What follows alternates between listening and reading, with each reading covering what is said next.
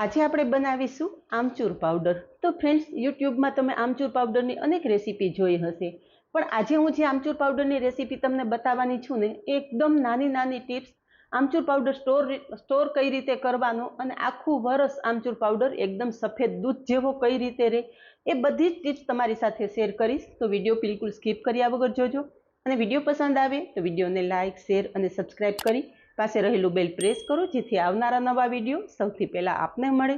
તો ચાલો બનાવીએ એકદમ સફેદ દૂધ જેવો આમચૂર પાવડર। આજે આપણે બનાવીશું સ્વાદમાં એકદમ ખાટો, બજાર કરતાં એકદમ સસ્તો અને સ્વાદિષ્ટ એવો આમચૂર પાવડર। આમચૂર પાવડર બનાવવા માટે બને એટલી ખાટી કેરી લેવાની છે। તો અહીંયા મેં 1 કિલો લાડવો કેરી લીધેલી છે, જે સ્વાદમાં એકદમ ખાટી હોય છે। આ રીતે કેરીનો ઉપયોગ કરશો ને એટલે આમચૂર પાવડર તમારો એકદમ ખાટો અને સરસ તૈયાર થશે। તો કેરીને મેં ધોઈ અને લીધેલી છે। હવે કેરીની છાલ ઉતારી લેશું। અને આમચૂર બનાવવા માટે એક વાતનું ખાસ ધ્યાન રાખવાનું છે કે કેરી એકદમ કાચી અને તાજી હોય એવી લેવાની છે। જે પોચી પડેલી કે પીળી થયેલી કેરી લેશો ને તમારો આમચૂર પાવડર બિલકુલ સારો નહીં બને। તો અહીંયા તમે જોઈ શકો છો કે એકદમ કાચી અને કડક એવી કેરી લીધેલી છે। તો આ રીતે આપણે બધી કેરીની છાલ ઉતારી લેશું। છાલનો લીલો ભાગ ના રહે એ રીતે આપણે છાલ ઉતારવાની છે। તો અહીંયા બધી કેરી પરથી છાલ ઉતારી લીધી છે। હવે તમે ઈચ્છો તો આ કેરીનું છીણ બનાવી શકો છો, પણ છીણ સુકાતા વધારે વાર લાગશે। તો આમચૂર પાવડર બનાવવા માટેની એક સ્પેશિયલ ટ્રીક તમને બતાવું છું। આ રીતના બટેકાની આપણે કાતરી કરીએ છીએ। કાતરીનું મશીન તો લગભગ બધા ઘરમાં હોય, તો આપણે આ બટેકાની કાતરીમાં આજે કાતરીના મશીનથી આજે આપણે સ્લાઇસ તૈયાર કરશું। તો કેરીને આ રીતે આપણે સ્લાઇસ કરી લેવાની। આ રીતે સ્લાઇસ તૈયાર કરશો ને એટલે તમારો આમચૂર પાવડર એકદમ ઝડપથી તૈયાર થશે। આપણે આ રીતના સ્લાઇસ તૈયાર કરવાની છે। તમે જુઓ કે એકદમ ઇઝીલી આપણી સ્લાઇસ તૈયાર થાય છે।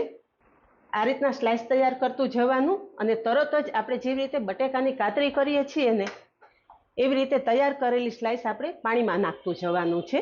તમે કહેશો કે પાણીમાં શું કામ નાખવાનું, પણ પાણીમાં નાખવાથી જે કેરીમાં સ્ટાર્ચ રહેલો હોય છે ને એ સ્ટાર્ચ દૂર થશે। પરિણામે તમારો આમચૂર પાવડર આખું વરસ એકદમ સફેદ દૂધ જેવો રહેશે।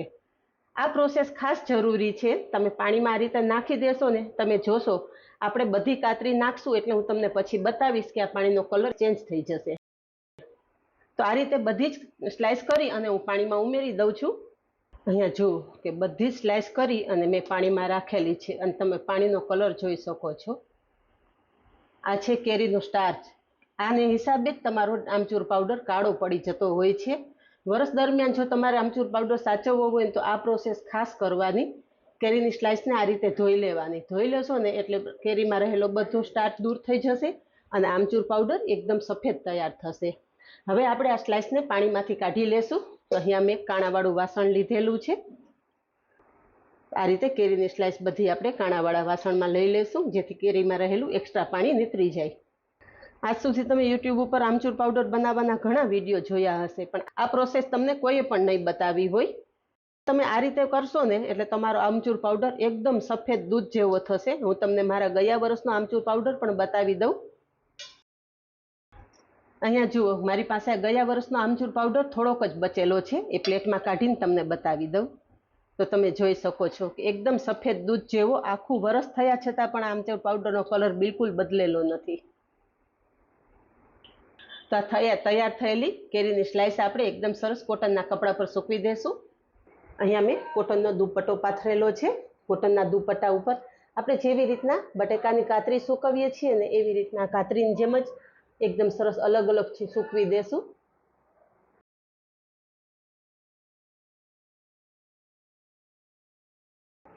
આ રીતે અલગ અલગ સૂકવશો ને એટલે ઝડપથી સુકાઈ જશે।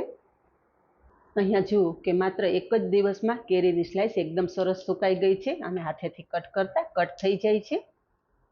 ઘણા લોકો કેરીની સ્લાઇસ સૂકવે ત્યારે મીઠું ઉમેરી દે છે, પણ કેરીની સ્લાઇસ સાથે જો તમે મીઠું ઉમેરી અને પછી કેરી સૂકવશો ને તો કેરી એકદમ ચીપચીપી થઈ જશે, પરિણામે સુકાતા વાર લાગશે। હવે જે કેરીની સ્લાઇસ છે એક મોટા મિક્સર જારમાં લઈ લેશું।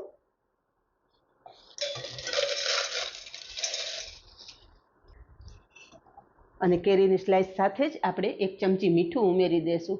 મીઠું છે ને એ પ્રિઝર્વેટિવનું કામ કરશે, જેનાથી લાંબા સમય સુધી તમારો આમચૂર બિલકુલ કાળો નહીં પડે, એકદમ સફેદ જ રહેશે। જારમાં ઉમેરેલો આપણે કેરીની સ્લાઇસને પીસી લેશું. અહીં આમચૂર પાવડર એકદમ સરસ પીસાઈ ગયો છે, તો ચાળી લેશું.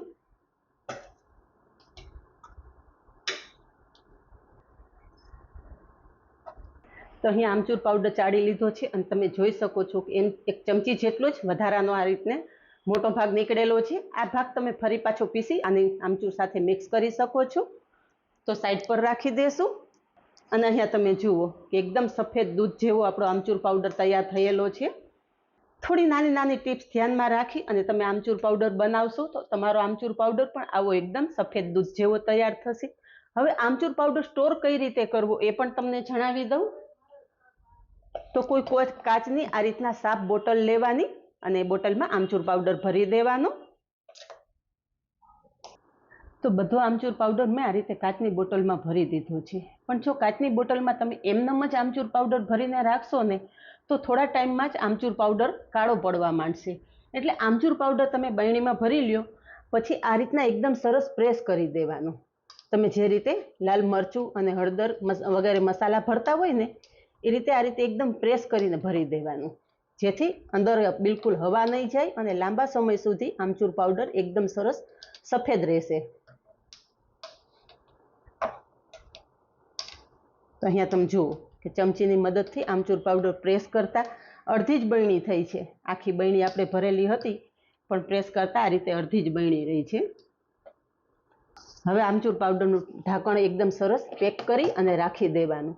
જ્યારે તમે આમચૂર પાવડર યુઝ કરવાના હોય ત્યારે એકદમ સાફ ચમચીથી તમારે આમચૂર પાવડર કાઢવાનો. ભીની ચમચીથી ક્યારેય પણ આમચૂર પાવડર નહીં લેવાનો. ભીની ચમચીથી આમચૂર પાવડર કાઢશો ને તો પણ આમચૂર પાવડરમાં ફૂગ ચડી જશે.